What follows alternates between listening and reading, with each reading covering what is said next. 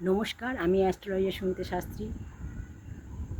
Love problem and solution চ্যানেলে সবাইকে স্বাগত জানিয়ে আজকের আলোচনা শুরু করছি।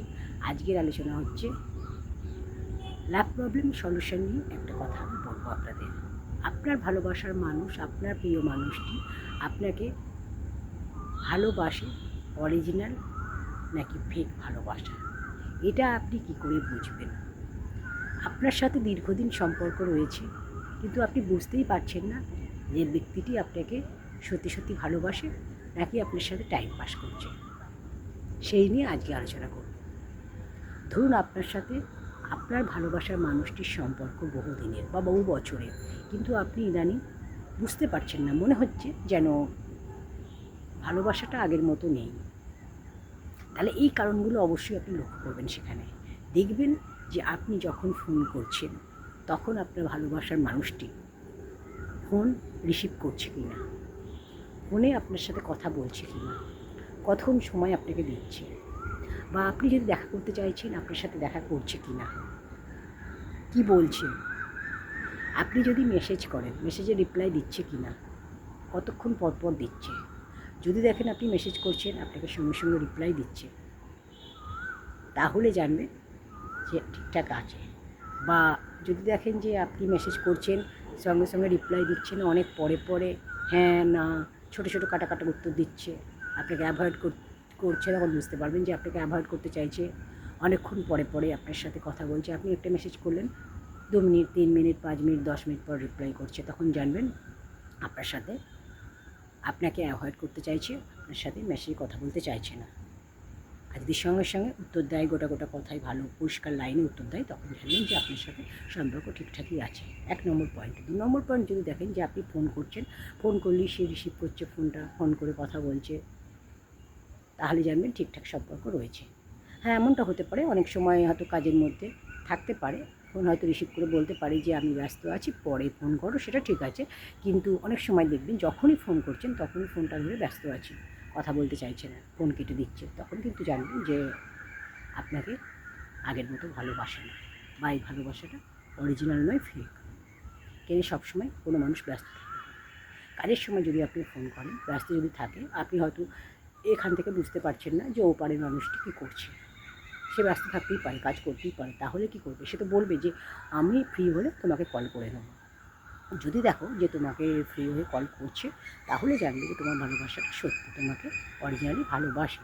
আর যদি দেখো যে সারাদিন 24 ঘন্টা হয়ে গেল, দিন কেটে যাচ্ছে, 1 দিন 2 দিন 3 দিন করে, তুমি যখনই ফোন করছো তখনই বলছে যে আমি ব্যস্ত আছি, পরে ফোন করবো বলে আর ফোন করছে না, অ্যাভয়েড করছে, তাহলে জানবে সে তোমাকে অ্যাভয়েড করছে, ইগনোর করছে, তোমার সাথে সম্পর্কটা ক্যারি অন করতে চাইছে না। কারণ কোনো মানুষ 24 ঘন্টা ব্যস্ত থাকে না, আর নিজের কাছের মানুষের জন্য সময় বার করে নেয়, ঠিক কথা বলে। সময় চেষ্টা করলে, ইচ্ছা করলেই বার করা যায়, কথা বলার যদি ইচ্ছা থাকে, ঠিক আছে। আর ফোন যদি বারবার কেটে দেয়, তখন জানবে তোমার সাথে কথা বলতে চাইছে, যোগাযোগ রাখতে চাইছে, তাই ফোনটা কেটে দিচ্ছে। মেসেজ করলে রিপ্লাই দিচ্ছে না, মেসেজ করলে সিন করছে না, তাহলে জানবে তোমার সঙ্গে সম্পর্ক রাখতে চাইছে না, তোমাকে অ্যাভয়েড করতে চাইছে। তাহলে বোঝাতে পারলাম? যদি সম্পর্কটা রিয়েল হয় তাহলে তুমি ফোন করলে তোমার ফোন ধরবে, সঙ্গে সঙ্গে ধরতে না পারলেও পরে কল ব্যাক করবে, তোমাকে বলবে আমি ব্যস্ত ছিলাম।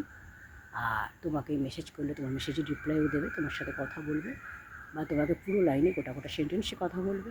যখন দেখবে অ্যাভয়েড করছি, ছোটো ছোটো কাটা কাটা ভাবে উত্তর দিচ্ছে, কথা কম বলছে, তখন জানবে সম্পর্ক রাখতে চাইছে না।